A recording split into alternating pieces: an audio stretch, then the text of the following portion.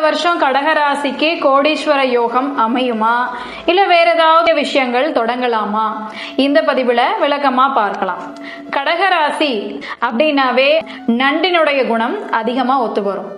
நண்டு நீர்லையும் இருக்கும், நிலத்திலையும் இருக்கும், பக்கவாட்டுல நகரும். அப்ப எந்த சூழ்நிலைக்கு ஏத்த மாதிரியும் தன்னை மாத்திக்கிற குணம், எந்த இடத்துக்கு போனாலும் தனக்குன்னு ஒரு மதிப்பு மரியாதை உருவாக்கிக்கிற தன்மைகள் இவங்ககிட்ட அதிகமா இருக்கும். இந்த வருஷம் கடகராசிக்கு ஜென்மத்திலேயே குரு உச்சம் பெற்று அமையறாரு. இதனால ரொம்ப யோகம் அப்படின்னு நிறைய பேர் சொல்றாங்க. ஆனா உண்மை அது இல்ல. ஜென்ம ராமர் வனத்திலே சீதையை சிறை வைத்ததும் அப்படின்னு ஜோதிட விருத்தம் இருக்கு.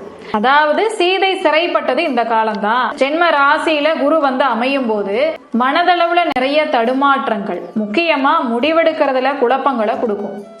அப்ப நம்ம பண்ணிட்டு இருக்கிற விஷயம் சரிதானா, இல்ல வேற ஏதாவது மாற்றங்கள் செய்யலாமா அப்படிங்கிற மாதிரி நிறைய குழப்பங்கள் இருக்கும்.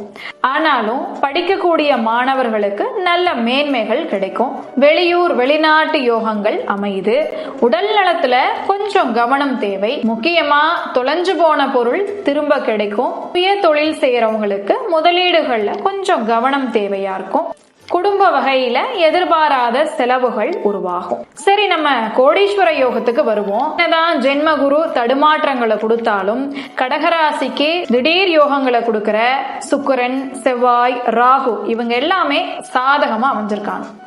இதனால லாட்டரி சீட்டு அந்த மாதிரி அதிர்ஷ்டமான யோகங்கள் அமையும். நிச்சயமாவே தனவரவு கிடைக்கும்.